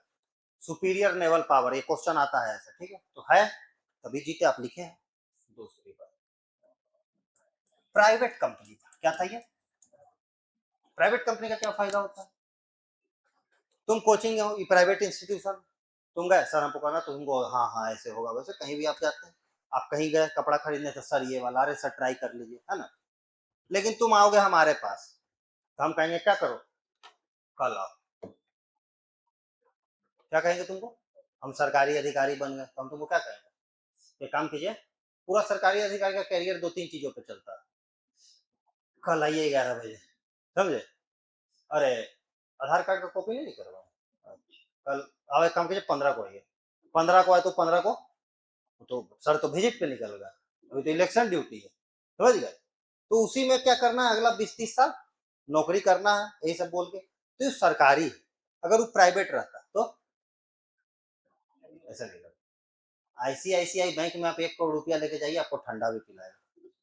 एसबीआई में आप 5 करोड़ लेके जाइए, जाना जमा करना करो, नहीं करना है सर्वर फेल हो जाए, तुम 5 करोड़ लेके घूम रहे हो, समझ, उसको कोई मतलब है ही नहीं। तुम आईसीआईसी में जाओ, तुरंत कोल्ड ड्रिंक, चाय, समोसा, प्राइवेट, ये बात, चूंकि प्राइवेट कंपनी, तो ब्यूरोक्रेटिक जो एक हर्डल होता है वो इसके पास, ये बार बार पूछता है कि फ्रांस और अंग्रेज में अंग्रेज क्यों जीता। हम कहते हैं फ्रांस नहीं, किसी से भी, डच भी प्राइवेट था, लेकिन वो अपने को कंसिडर नहीं करता, अपने को कंसिडर करके अंग्रेज क्यों जीता, डच में भी खूबी होगा 10, लेकिन अंग्रेज ही क्यों जीता, क्योंकि ये कारण है, ये क्या है, ये कारण है कि वो एक, जब प्राइवेट कंपनी था तो लाल फीताशाही जिसको कहते हैं, रेड टैपिज्म, कि ये काम कीजिए, पहले आप एक एफिडेविट लाइए, अरे इसमें फर्स्ट क्लास मजिस्ट्रेट का साइन तो है ये नहीं, ना ना ना, ये नहीं चलेगा, इसका एक 4 फोटोकॉपी कराइए, इसको सेल्फ अटेस्टेड कीजिए, फोटो पे आधा साइन होना चाहिए, उसके बाद फाइल जमा होगा, फिर जमा होगा तो जमे रहेगा, वो जम जाएगा। बोलता ना कि भारतीय ब्यूरोक्रेटिक सेटअप क्या करता है, इतना ठोस कदम उठाता है कि कदम उठ ही नहीं पाता, ज्यादा ठोस हो जाता है, समझे, तो ही वाली बात है। लेकिन प्राइवेट कंपनी क्या करता है, चट मंगनी पट दिया, तुरंत काम होना चाहिए, है ना। तो चूंकि प्राइवेट कंपनी था तो इसको क्या हुआ, प्राइवेट कंपनी से क्या फायदा, नो ब्यूरोक्रेटिक हर्डल, ठीक है, no red tapism, red tapism समझते हो, लाल फीताशाही, मतलब औपचारिकताओं में ही, पता है ना कि नहीं ये सर है तो सर है तो ऐसे रहना, वो ना औपचारिकता ज्यादा होता है, लाल फीताशाही उसी को कहते हैं, ब्यूरोक्रेसी में चलता है टर्म, लाल सुनते होगे न्यूज में कि लाल फीताशाही ने देश को क्या कर दिया, बर्बाद कर दिया, हर चीज में इतना औपचारिकता, ये कागज वो कागज, इसलिए अब तुम जब पढ़ोगे, हम लोग इसलिए मेच्योरली तुम चीजों को भी समझोगे, तो तुम देखोगे कि सरकार क्या कर रहा है, प्राइवेटाइजेशन ला रहा है, किससे इकोनॉमी क्या होगा, पहले गाड़ी क्या बनता था, और एम्बेसडर, पूरा देश का सबसे बड़ा नेता भी किस पे घूमता था, एम्बेसडर, क्योंकि और कोई गाड़ी बनाना अलाउ ही नहीं, ही ए टू एट कभी कदाल थोड़ा बहुत बनता था, और कोई गाड़ी, अब देखो, अब तुम्हारे पास कितना भी पैसा है तुम क्या खरीद लेते हैं, एम्बेसडर, लेकिन अब तुम्हारे पास पैसा है तुम कुछ भी खरीदो, तुम ये खरीदो वो खरीदो, तो तुम्हारा आइडिया नहीं, गाड़ी का मतलब महंगा महंगा गाड़ी है, लेकिन पहले ये लाओ नहीं, तो ये सब चीजें थी, तो नो रेड टैपिज्म, तो क्या ये भी ब्रिटिश, याद रखना है कि ये भी ब्रिटिशर्स के पावरफुल होने का एक बहुत बड़ा रीजन, ठीक है, तो ये दो बातें बहुत इंपॉर्टेंट, आपको ये तो समझ में आएगा, लेकिन ये वाला भी आपको, कि प्राइवेट कंपनी होना एक बहुत अच्छी बात, मतलब इस सेंस में तो अच्छी बात है कम से कम, क्योंकि प्राइवेट कंपनी प्रॉफिट के लिए जाती है, और प्रॉफिट के लिए जो करना पड़े वो करेगी, ठीक है, और ये सब चलेगा, हम लोग और आगे पढ़ेंगे तो चीजों को कनेक्ट तो करते ही चलेंगे, तो ये दो बातें अंग्रेजों ने जीता, इस बात को आपको ध्यान में रखना है हमेशा। तो आप ये समझ गए कि 18वीं शताब्दी में क्या होता है, तो अंग्रेज पहले यूरोपियन पावर्स के अंदर में जीत दर्ज करते हैं, तो एक सेंस ऑफ पॉलिटिकल हिस्ट्री जो हम लोग पढ़ते हैं, तो वो पढ़ते हैं battle of Swally, Anglo Carnatic war, ये वॉर वो वॉर, ये अलग अलग, जितना बाइफरकेट कीजिएगा माइंड में उतना क्लिक, तो ये एक अलग, तो जब भी पढ़ेंगे तो ये एक अलग सेक्शन ऑफ, फिर हम लोग पढ़ते हैं कि बंगाल पे कैसे कब्जा किया, तो फिर हम बंगाल पे जब बात करते हैं तो बंगाल का थोड़ा सा इतिहास देख लेते हैं, तो वहां पे आ जाता है मुर्शिद कुली खान, अली वर्दी खान, सिराज उद दौला, और फिर देखते हैं पलासी है, तो आप समझ गए क्या, समझिए कि हम पढ़ते क्या, ऐसे नहीं कि कुछ भी पढ़ते जाते हैं और ये भी लड़ाई होगी, नहीं, अलग अलग लड़ाई है भाई, तुम इसको सेंस में तो बैठाओ, तो एक लड़ाई तो हम लोग पढ़ते हैं कि भैया विद इन यूरोपियंस, इसमें कौन कौन लड़ाई है बाबू बताओ, हम एक चार्ट बना देते हैं विद इन यूरोपियंस का, कौन कौन लड़ाई है बताओ इसमें, तुम लोग भी बना लेना साथ साथ में, और इसको अभी एक बार ऊपर ऊपर याद करोगे, फिर क्या क्या लड़ाई में हुआ, लड़ाई में क्या होता है, तलवारें टन टन बजती है, घोड़े टिक टिक टिक दौड़ते हैं, और तो कुछ होता नहीं लड़ाई में, तो आपको तो समय जानना है, काल जानना है, लोगों का नाम जानना है, with in Europeans, with in Europeans, और जीतना किसको है, जीत, जीत तो तय है, जीत क्या है, जीत तो तय है, तो भैया देखिए, तो सबसे पहले आता है, हम ईस्ट इंडिया कंपनी जब भी लिखेंगे तो अंग्रेज, आज हम नोट्स दे रहे हैं आपको, बस सीधा सीधी पढ़ा नहीं रहे हम, बैटल बैटल तो हम लोग आगे कल से पढ़ेंगे, सबसे पहले ये किसको हराएगा, कौन सा लड़ाई याद रखना है इसमें, सीधा सवाल आता है, बैटल ऑफ, क्या इस लिखे हुए से आप नहीं समझ जाएंगे कि बैटल ऑफ स्वाली लड़ा गया था किसके किसके बीच? इसमें पुर्तगाली कमांडर का नाम का जिक्र नहीं, अंग्रेज जीता, अंग्रेजी कमांडर के नाम का जिक्र है। जब पढ़ेंगे तो पढ़ेंगे, अभी बस नोट्स की तरह लिखते जाए। कब होता है? 1612, 1612, क्योंकि अब एक में नाम लिखेंगे तो बाकी में भी नाम लिखना होगा, फिर वो बहुत हजार्डस हो जाएगा, है ना। दूसरा कौन है जी? एक याद रखेंगे, किससे लड़ा? डच। कब लड़ता है आखिरी लड़ाई? बैटल ऑफ बेदारा, बीओ लिखते हैं हम, ठीक है। बैटल ऑफ बेदारा कब लड़ा? 1759। बताएंगे इसके बारे में भी जब बंगाल को पढ़ेंगे। पलासी उलासी के समय का ही घटना है, और बेदारा भी वहीं पे हुआ है, उधर ही हुआ। फिर किससे लड़ता है? फ्रेंच। फ्रेंच से दो तरह की लड़ाई चलती है, एक साउथ इंडिया में और एक नॉर्थ इंडिया में। एक कहाँ चलती है? उसमें डुप्ले उपले काउंट ले ली, वो देखेंगे हम लोग जब पढ़ेंगे। तो साउथ इंडिया में एक चलती है। साउथ में क्या चलता है? एंग्लो कार्नेटिक। सुने हो ना ये सब? सुने तो हो गए, नहीं तो आज सुनो। एंग्लो कार्नेटिक कितना हुआ था? 1, 2 और 3, ठीक है। 3 एंग्लो कार्नेटिक को, जिसमें हम लोग चार्ट बनाते हैं कि ये ट्रीटी से खत्म हुआ, ये था, वो था, 3 बोर्ड। ये बस याद रखना है, ठीक है। 1746 से तो डेट वेट, ठीक है। एक किधर हुआ? Battle of Wandi. इसी पे क्या हो गया? अंग्रेज व्हाइट वॉश कर दिया 1760। कुछ क्वेश्चन तो आपका इसी पेज के इतने ही चीजों से निकल जाए। हम अभी बैटल नहीं पढ़ा है, इस बात को एकदम मन माइंड, अरे खत्म हो गया तो बस नहीं समझ में। हम पढ़ाए का, हम भी बताए का, नहीं बताया। Battle of Wandi. अब अंग्रेज, इसके बाद क्या हो गया? यूरोपियंस के बीच में, यूरोपियंस के बीच में ईस्ट इंडिया कंपनी का। अब यूरोपियन उसको चुनौती, अब उसकी चुनौती कौन है भाई? रीजनल पावर, बंगाल, मराठा, मैसूर, ये वो, है ना। अब तुम ये भी गौर करो, हम एक लाइन में बताते हैं कि जब ये लोग को जीत जाता तो फिर नेपाल से लड़े चल जाता, फिर अफगानिस्तान से भी लड़ गया, क्योंकि फिर जब इंडिया को जीत लिया तो सोचा कि आसपास का भी क्षेत्र, ये सब एक सीक्वेंस में हो रहा है। तो चूंकि तुम पढ़ते हो किताब में इधर से उधर, पढ़ाने वाला भी क्या है, उसको वैसी मतलब बोल दिया जो मन में है कि हाँ लड़ाई है, सब लड़ाई है। सब लड़ाई नहीं, लड़ाई तो है लेकिन सब वैसा लड़ाई नहीं जैसा, ये प्रोसेस। तो एक प्रोसेस ये है जहां पे अंग्रेज इमर्ज हो गए। अब अगला प्रोसेस क्या है भैया? अगला प्रोसेस क्या है कि इंडिया में पावरफुल होना। तो इंडिया में 3-4 बहुत से लोगों से लड़ता है, लेकिन अभी हम लोग नोट्स पॉइंट ऑफ व्यू से छोटा सा आज इंट्रोडक्शन क्लास में, एक लड़ता है। कौन कौन सी लड़ाई लड़ता है? पलासी। कौन सी? कब हुआ? अब इसमें कौन थे, युद्ध क्या हुआ नहीं हुआ, ये हुआ वो हुआ, इसके पहले बात को पलासी पढ़ेंगे तब। फिर बक्सर, फिर इसमें भी क्या हुआ नहीं हुआ, रॉबर्ट क्लाइव क्या था, इलाहाबाद का ट्रीटी क्या था, वो अलग चीज है। लेकिन ये दो लड़ाई से बंगाल क्या हो गया? कैप्चर हो गया। Bengal was the richest province, Bengal was the richest province. तो आप जो पिछला लिखे थे बात, यहाँ पे कौन सा? ये वाला क्वेश्चन क्या था? ये वाला क्वेश्चन, ठीक है, कि क्यों जीता, क्यों? कंट्रोल ओवर, कंट्रोल ओवर, क्यों बंगाल वाज द, ये सवाल सीधा आया हुआ कि मुगलिया सल्तनत में रिचेस्ट प्रोविंस कौन सा था, सबसे अमीर राज्य कौन सा था? कौन सा था जी? तो जिसके पास पैसा रहेगा वही ना जीतेगा, वही अच्छा युद्ध कर पाएगा ना। तो चूंकि बंगाल पे कंट्रोल था किसका? अंग्रेजों का। तो अंग्रेजों ने बाकी सबको हराने में, उनके पास रिसोर्स का एबंडेंस। चलिए, तो पलासी हो गया। इसके बाद क्या आते हैं हम लोग देख ले, मराठा। कौन है? मराठा से कितना लड़ाई हुआ अभी बताए, अच्छा से लिख लो अभी एक बार, 75 से। इसमें क्या क्या ट्रीटी हुआ? ट्रीटी ऑफ सूरत से शुरू हुआ, ट्रीटी ऑफ साइलबारी हुआ, बीच में बडगांव हुआ, ये हुआ, वो कहानी, वो कहानी तो पढ़ेंगे, क्योंकि अब एक ये एक एक चैप्टर है। एंग्लो बंगाल, एंग्लो मराठा, है ना चैप्टर। तो चैप्टर कैसे बना पहले वो आज सीख रहे हैं। फिर क्या चैप्टर है? एक एंग्लो, जब मैसूर के बारे में पढ़ते हैं तो फिर टीपू सुल्तान और हैदर अली के बारे में वहीं पे पढ़ते हैं, ऐसे रैंडम थोड़ी पढ़ लें कि एक दिन उठाए तो ये पढ़ लिए वो पढ़ लिए।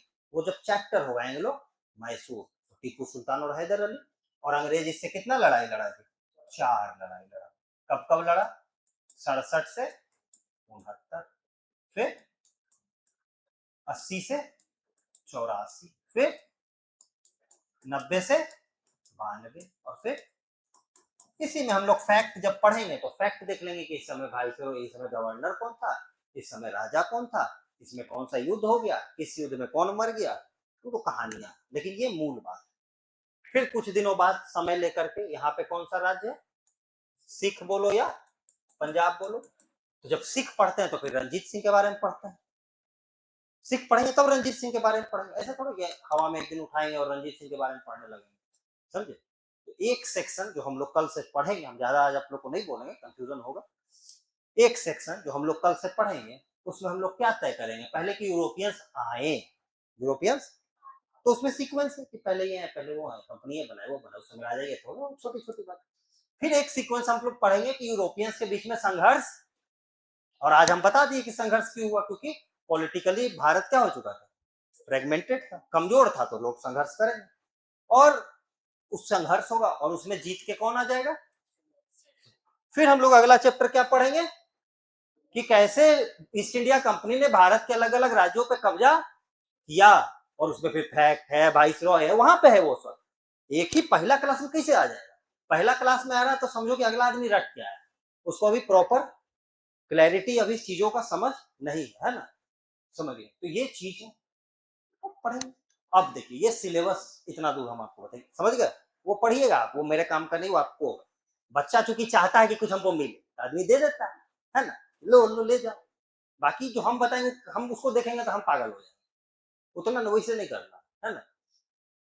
दूसरी बात तो जीतेगा, अब जब जीत जाएंगे तो अब इंग्लैंड किस पे कब्जा कर लिया बाबू, मतलब इंग्लैंड सुप्रीम पावर हो गया, हो गया, तब इंग्लैंड प्रशासन चलाएगा, अरे कांग्रेस कभी सत्ता में थी, फिर एक दिन भाजपा आ गई तो भाजपा प्रशासन चलाएगी कि छोड़ देगी, कि नहीं नहीं तो कांग्रेस का देश हम छोड़ दें, ऐसा नहीं ना होगा, तो प्रशासन चलाएगा। तो अभी ईस्ट इंडिया कंपनी को लड़ने की जरूरत, क्योंकि यूरोपियंस बचे नहीं और इंडियंस का हिम्मत, अब क्या चलाएगी ईस्ट इंडिया कंपनी, अब यहाँ पे जो एडमिनिस्ट्रेशन चलाएगी तो लैंड रेवेन्यू क्या चलाएगी, लैंड रेवेन्यू कहिए या इसको कहिए इकोनॉमी, क्या चलाएगी, इसी में आप पढ़ते हैं लैंड रेवेन्यू में रैयतवाड़ी, महलवाड़ी, क्योंकि अब तुम सोचो यार, तुम इस बात को महसूस करो कि एक कंपनी थी, उसने पहले अपने राइवल्स को हराया, फिर जिस देश में आई थी उसके अलग अलग पॉलिटिकल पावर्स को हराया, अब वो सत्ता के सेंटर पे बैठी हुई है, अब उसको क्या चलाना है, इस देश को रन करना है, तो इस देश के क्या क्या घटक है, आज सरकार क्या करती है, इकोनॉमिक पे ध्यान देती है, एजुकेशन पे ध्यान देती है, सब कुछ पे, एग्रीकल्चर पे ध्यान देती है, कोर्ट लॉ एंड ऑर्डर पे ध्यान देती है, तो ये भी तो सरकार है ना, ये भी तो सरकार है ना, ये तो सरकार है, तो ये इकोनॉमी पे ध्यान देगी, उसी इकोनॉमी में हम लोग क्या पढ़ते हैं, लैंड रेवेन्यू में जमींदारी, रैयतवाड़ी, आता है क्वेश्चन इससे, आता है ना, पहले समझना है कि सीक्वेंस कैसे बन रहा है, आया, लड़ा, जीता, शासन में आ गया, शासन में आ गया तो चीजों को चलाना है, ऐसे मन से नहीं हो रहा है, ऐसे पढ़ने में क्या लगता है कि कौन वाली आया बोल दिया क्या से जमींदारी, ऐसे थोड़ी होता है, क्यों बोलेगा भाई, अब बोलेगा तो उसका सुनेगा कौन, है ना, वो सत्ता है, ही इज द अथॉरिटी, ये हुआ, इसमें चलेंगे हम लोग। फिर एजुकेशन, तो यहाँ पे देखो ना मकौले मिनट आ गया भाई, क्योंकि उसको सरकार है तो उसको पढ़ाई लिखाई पे भी एंग्लिसिस, डिबेट ओरिएंटेड सब पढ़ेंगे। फिर भैया ये सब है तो लॉ एंड ऑर्डर देखना होगा, तो कोर्ट कचहरी, जुडिशियरी पे ध्यान देना होगा। आज के डेट में राज्य हैं अलग अलग, ये राज 28 राज 8 केंद्र, उस समय क्या बनाया गया, 3 प्रेसिडेंसी, और उसमें भी कलकत्ता प्रेसिडेंसी को टॉप रखा गया और बाकी बना बॉम्बे और मदर, देखेंगे तो प्रेसिडेंसी का अपना वर्णन। अब ये 3 सेंटर ऑफ पावर है, तीनों अंग्रेज है, तीनों एक लेवल का आदमी है उसका, तो क्या ये लोग को कंफ्लिक्ट होगा, आज पढ़ते हो सेंट्रल स्टेट रिलेशन में क्या हो गया, conflict, inter state relation, politics होता है ना, कि पानी को लेकर के क्या हो गया, विवाद हो, तो विवाद क्या इन प्रेसिडेंसीज में होगा, जब विवाद होगा तो इसको ब्रिटिश पार्लियामेंट कंट्रोल करने का प्रयास करेगी, देखेगी कि कंपनी बड़ा पैसा कमा रही है, साला विवाद कर देती है जमुना तब करके, तो क्या करेगी, कंट्रोल करने का प्रयास करेगी, कंट्रोल करने का प्रयास करेगी तो क्या लाएगी, एक्ट्स लाएगी, क्या लाएगी, तो regulating act, fix India act, act of settlement, charter act, ये एक्ट वो हवा में नहीं ला रही है, ऐसा नहीं कि सो के उठी मोदी जी जैसा 8 बजे नोट, मतलब वो तो बता दिया धुरंधर में हम लोग को। देखो अगला जो जो हो रहा है, कब कौन फिल्म पता चलता है क्यों हो रहा है। मैं मोदी जी को देखे तुम लोग को याद है नोटबंदी याद है ढंग से, तो किए क्यों, हमको उसमें इंटरेस्ट नहीं है। रोज सुबह उठ के एक बात कहते थे, क्या 400 निकाल सकते हो, आज 200 निकाल सकते हो। रोज एक जो उनको सुबह उठ करके जो पहला सोचाता था ना, वही देश में बोल गया। हालांकि अब हम सरकार का ज्यादा क्रिटिसिज्म करना उचित नहीं है, लेकिन अभी 10 ही 12 दिन हुआ है तो आदत से लाचार है, माफ कर दीजिए हमको। तुम लोग को नहीं बोले, कैमरा में बोले, यूट्यूब पे बोले, देखिए समझ गया। तो इकोनॉमिक, एजुकेशन, जुडिशियरी, प्रेसिडेंसी, हम लोग ये सब पढ़ेंगे। अच्छा, जब प्रशासन करेगी तो अभी बताओ, भारतीय सरकार अपनी सरकार है, अपने लोग चुने हैं, लोग रूस एजुकेशन पॉलिसी से खुश है आदमी? नहीं सर, पेपर क्या हो गया। इकोनॉमी से खुश तो कभी कोई खुश है ना, तुम कुछ भी कर दोगे खुश कैसे हो जाएंगे। राज्य खुश है? नहीं, हमको फंड कम दिया, हमको विशेष राज्य का दर्जा चाहिए, खुश कोई नहीं है। कानून आता है, आज भी कानून तो आता है ना, अलग अलग भारत अधिनियम, ये अधिनियम, ऑनलाइन एक्ट, जरूरत है। और क्या आंदोलन हो रहा है देश में, हुआ कॉकरोच जनता पार्टी, या ऐसे हजारों चीजें चलती, किसान का ये वो देख रहे हो, सुनते हैं। तो अब ये जो प्रशासन में आया, प्रशासन में आया और अपनी नीतियों को लाया, जब नीतियों को लाया तो नीतियों का विरोध करने वाले खुद ब खुद किसी ना किसी को तो उसका घाटा हो। तो अब वहां पे होता है फिर अंग्रेजों के खिलाफ क्या, तो इसमें आप पढ़ते ट्राइबल रिवोल्ट। क्यों हो रहा है रिवोल्ट? क्योंकि नीति निर्धारक है ये। नहीं तो पहले वो कंपनी था तो उसके खिलाफ क्यों रिवोल्ट, मुगल के खिलाफ रिवोल्ट होता, क्योंकि वो सरकारों के खिलाफ रिवोल्ट होता है। ट्राइबल होगा, फिर पीजेंट किसान का आंदोलन हो, पढ़ते हैं हम लोग ये किसान आंदोलन, तो पढ़ते हैं। ये बात हुआ, ये एक सिलेबस, फिर हम देख रहे हैं सिलेबस बढ़ रहा है ना, यही सब होता है ना सिलेबस में, फिर ये चलते रहता है, ये सब चला। तो ये सब आंदोलन हुआ, ट्राइबल, किसान, सिविल रिबेलियन, ये वो चला, ये सब दुख हो रहा है। जनता बहुत दुखी है एकदम, मतलब मत कहो, हमेशा की तरह जनता सेम टू सेम दुखी ही रहती है, तो जनता दुखी है, ये सब रिवोल्ट वोल्ट चल रहा है। लेकिन अंग्रेजों के आने से एक तो बात है कि हमारे अंदर एक नया कल्चर, हम अब कौन सा कपड़ा पहना है, महंगा सस्ता की बात छोड़िए, कौन सा कपड़ा पहना है, सब वेस्टर्न कपड़ा पहना है। हम लोग किस मीडियम में पढ़ रहा है, अंग्रेजी लिख रहा है, अंग्रेजी में बात करते हैं, है ना, अंग्रेजी में प्रयास कर रहे हैं चीजों को समझने का। तो किसका इम्पैक्ट, अगर यहाँ स्पेनिश आ जाता या पुर्तगाली उस दिन युद्ध जीत गया होता तो हम लोग क्या बोलते, पोर्तुगीज बोलते, चूंकि अंग्रेजों ने रहा तो ये कल्चर। और भारतीय हर संस्कृति में कुछ ना कुछ कमी तो कुछ लोग यहाँ पे आए जिन्होंने देखा कि भैया हिंदू में क्या है, ये चीजों की सती प्रथा है, कास्ट सिस्टम है, दलितों के साथ गलत व्यवहार है, ये हुआ। फिर मुसलमान है, मुसलमानों को याद आया कि अंग्रेजों के आने से पहले सत्ता किसके हाथ में थी, मुस्लिम के हाथ में थी। अंग्रेजों के आने से सबसे ज्यादा नुकसान किसको हो गया, हमारा राज्य चला गया, बहादुर शाह जफर को मार दिया, ये लोग ऐसे कर दिया, या जो भी है, मतलब मुगलिया हट गए। और ये लोग क्या कर रहा है, हम लोग के धर्म में हस्तक्षेप कर रहा है। सिखों को भी आया कि गुरुद्वारा पे किसका अधिकार होना चाहिए, मेरा अधिकार होना चाहिए। पारसियों को भी हुआ कि हम लोग को क्या होना चाहिए, हम लोग को भी कुछ राइट वाइट मिलना चाहिए। तो इसी को कहा गया फिर सोशियो, उसी में है। राजा राम मोहन रॉय इधर है, दादा भाई नौरोजी उधर है, भावी आंदोलन मुसलमानों में है, सिंह सभा सिक्स में है। तो ये सोशल क्यों, क्योंकि अंग्रेज आए तो एक नया आइडिया, नया विचार, सही गलत छोड़िए लेकिन नया तो है, ये सब चला। तो ये एक चैप्टर है, ये एक चैप्टर है। अब तुम सोचो 1757 से लगभग कब्जा हो ही चुका है पलासी 64 में, मतलब 5-7 साल, और ये चलते चलते कहाँ आ गया, 1500-1800 100 साल सत्ता में ये लोग बैठा हुआ है, मोर और लेस एक तरफा राज कर रहा है, छूट के कमा रहा है, किसान परेशान, आदिवासी परेशान, आम जनता परेशान, ऑर्थोडॉक्स सेक्शन भी परेशान, मिलिट्री भी परेशान कि हमको प्रमोशन नहीं, पढ़ेंगे 1857 पढ़े हो ना, मिलिट्री को ये नहीं मिलता तो क्या कर दिया वो लोग 1857 में, रिवोल्ट कर दिया, यही पढ़ते हैं। जब रिवोल्ट कर दिया तो क्या आ गए थे, तब सरकार को लगा ब्रिटेन में कि नहीं, अब ये कंपनी के बस की बात और कंपनी के जब बस की बात नहीं है तो अब सत्ता कौन संभालेगा? रानी संभालेगी। और आया गवर्नमेंट ऑफ इंडिया एक्ट। इसके पहले क्या आता था? Charter act. कंपनी को अधिकार मिलता था सरकार के द्वारा। चार्टर हम किसको? हम सरकार है और आप एक कंपनी है, तो मैंने आपको परमिशन दिया। लेकिन जब मैं खुद ही सरकार हूं और मैं क्या लाऊंगा? गवर्नमेंट ऑफ इंडिया है। मैं सरकार खुद हूं, मैं खुद को अब बोल रहा हूं कि मैं ये पहले आप मेरे पास आते थे, हमको पैसा देते थे या जो भी देते थे, हम आपको चार्टर मतलब वो परमिशन एक तरह, तो इसलिए वो चार्टर एक्ट। और 1858 से क्या आता है? गवर्नमेंट ऑफ इंडिया है। ठीक है। फिर 1857 में विद्रोह होता है। विद्रोह अनसक्सेसफुल हो जाता है इंडियन पॉइंट ऑफ व्यू से, और अंग्रेजों को समझ में आता है और अंग्रेज यहीं से पॉलिसी लाते हैं डिवाइड एंड, जब इन लोगों को मिलने। लेकिन इंडियंस भी सोचते हैं कि अंग्रेजों को हम लोग हराने का प्रयास किए, हरा नहीं पाए, और वहीं से फिर धीरे धीरे प्री कांग्रेस छोटे छोटे संगठन बनते हैं। वो एक दिन आकर के कांग्रेस बनाते हैं, और कांग्रेस में फिर फेजेस है, मॉडरेट फेज, एक्सट्रीमिस्ट फेज।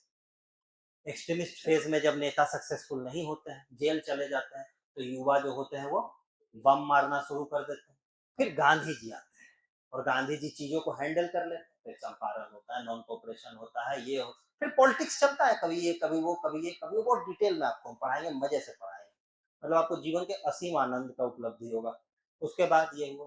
फिर गांधी जी 1922 में क्या कह देते हैं कि नहीं, चोरी चोरा कर दिया, अब हम आंदोलन, सुनो नहीं सब आंदोलन। फिर क्रांतिकारी खड़ा हो जाता है, फिर भगत सिंह आ जाते हैं। देखो, देख रहे हो, एक बार 1908 में बम फूट रहा है किंग्स फोर्ड, 1908-14 तक। फिर जब 1916 में गांधी जी आ गए 17 में, तो फिर बम फूटना। फिर गांधी जी जब चले गए तो फिर 1923-24 से फिर शुरू हो गया काकोरी उकोरी। इससे एक क्लैरिटी हुआ दिमाग में कि जब भी देश में सेंट्रल लीडरशिप का कमी होता है तो लोग क्या करते हैं? एक्सट्रीमिस्ट हो जाते हैं।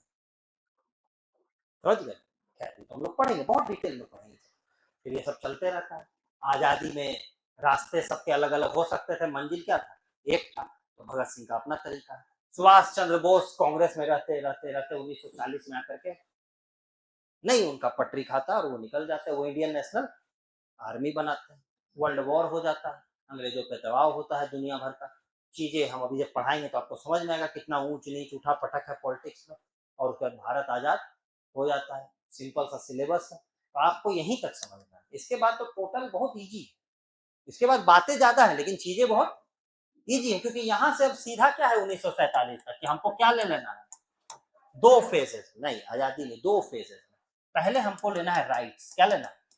मॉडरेट्स क्या है? आजादी मांगते हैं क्या? नहीं, हमको क्या चाहिए? पहले राइट्स। लेकिन समझ में आता है कि राइट मिलेगा, राइट मिलेगा, राइट नहीं मिलेगा। राइट मिलता तो कोई दिक्कत नहीं था। हम लोग को क्या चाहिए अब?